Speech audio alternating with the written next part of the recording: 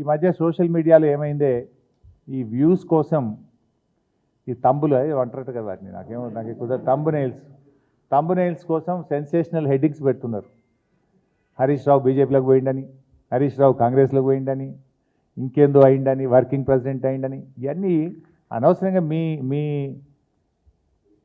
మీ views కోసమో బ్రేకింగ్ల కోసమో ఇట్లా ఒక నాయకుడి నిబద్ధత మీద ఒక నాయకుడిని క్రెడిబిలిటీని మీరు వాడుకోవడం అనేటువంటిది మంచిది కాదు.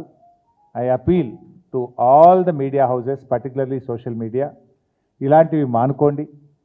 మీకు అంతా ఏదన్నా అనుమానం ఉంటే డైరెక్ట్గా నాతో మాట్లాడి పెట్టండి. కానీ ఇట్లా పెట్టడం ద్వారా ఏమవుతుందంటే లీడర్ క్రెడిబిలిటీని దెబ్బతీసేది మంచిది కాదు. నేను కూడా ఇంకా తప్పని పరిస్థితి, భవిష్యత్తులో ఇట్లాంటి రిపీట్ అయితే అవసరమైతే లీగల్ నోటీసులు ఇవ్వడానికి, చట్టపరమైన చర్యలకు కూడా వెనుకాడమని నేను వారికి తెలియజేస్తా ఉన్నా. దయచేసి మీ థంబ్నెయిల్స్ను వాస్తవాలు ఉంటే పెట్టండి తప్ప మీకోసం మీరు లేని పెట్టి ఇట్లా మా క్రెడిబిలిటీని మా పార్టీని దెబ్బతీసే విధంగా వ్యవహరించొద్దని నేను ఇప్పటికీ చాలాసార్లు కూడా చెప్పున్నాను.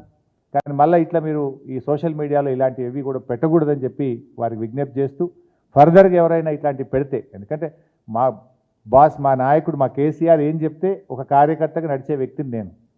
ఇష్టం వచ్చినట్టు వాళ్ళు వర్కింగ్ ప్రెసిడెంట్ అని పెడతాడు, వాడు కాంగ్రెస్లో పోతాడని పెట్టాడు, వాడు బీజేపీలోకి పోతాడు, ఇవన్నీ ఉంటాయి అసలు ఇట్లా. నేను చాలాసార్లు స్పష్టంగా చెప్పాను, మీ బ్రేకింగ్ల కోసం, మీ లైక్ల కోసం, మీ వ్యూస్ కోసం, మీ రేటింగ్ల కోసం ఒక నాయకుడి యొక్క నిబద్ధతను నిజాయితీని దెబ్బతీయొద్దని, ఇలాంటివి మానుకోవాలని చెప్పి నేను విజ్ఞప్తి చేస్తున్నాను.